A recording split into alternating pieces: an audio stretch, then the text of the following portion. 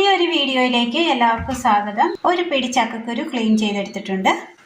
പച്ചമാങ്ങ clean ചെയ്ത് ചെറുതായിട്ട് അരിഞ്ഞെടുത്തത്, വാഴപ്പിണ്ടി, മുരിങ്ങക്കോല്, തേങ്ങ തിരുമിയത്, ഒരു ചട്ടി നമ്മൾ ക്ലീൻ ചെയ്തെടുത്തിട്ടുണ്ട്. ഇതിലേക്ക് ചക്കക്കുരു ഇട്ട് കൊടുക്കാം. ഒരു പിടി ഇട്ട് കൊടുത്താൽ മതി. ഒരു 3-4 ചക്കക്കുരു മാത്രം മതി, ഒരുപാടൊന്നും വേണ്ട. ചക്കയുടെ സീസൺ ആയതുകൊണ്ട് തന്നെ ഒരുപാടുണ്ടാവും.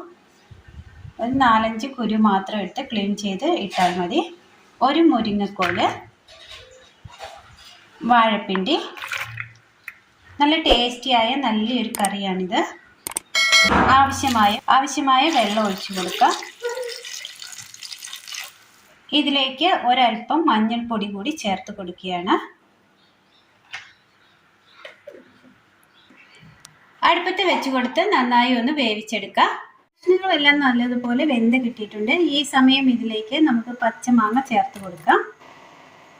ഒരൽപ്പം ഉപ്പ് കൂടി ചേർത്ത് കൊടുക്കാം.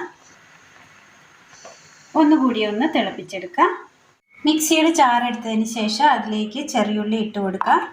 ഒരു പച്ചമുളക് കട്ട് ചെയ്തത്, തേങ്ങ തിരുമിയത്, കറിയിൽ അല്പം നമ്മൾ മഞ്ഞൾപ്പൊടി ചേർത്ത് കൊടുത്തിട്ടുണ്ട്. ഇത് അരപ്പിനാവശ്യമായ മഞ്ഞൾപ്പൊടി. അല്പം വെള്ളം ഒഴിച്ച് കൊടുക്കാം. നന്നായി ഒന്ന് അരച്ചെടുക്കാം. മാങ്ങ ഇട്ട് കൊടുത്തതിന് ശേഷം നന്നായി ഒന്ന് വെന്ത് വന്നിട്ടുണ്ട്. അരച്ചെടുത്ത അരപ്പ് നമുക്ക് ഇതിലേക്ക് ചേർത്ത് കൊടുക്കാം.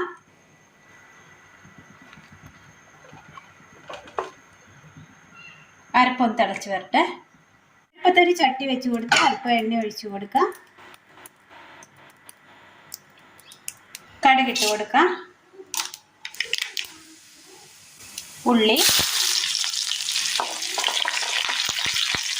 കറിവേപ്പില,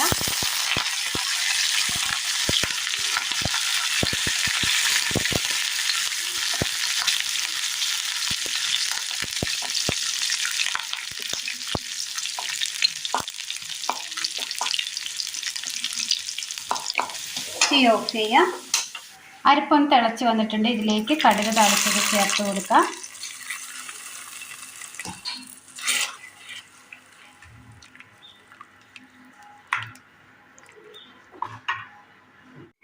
നല്ല വെറൈറ്റി ടേസ്റ്റിൽ നമുക്ക് തയ്യാറാക്കി എടുക്കാൻ പറ്റിയ നല്ലൊരു നാടൻ കറിയാണിത്.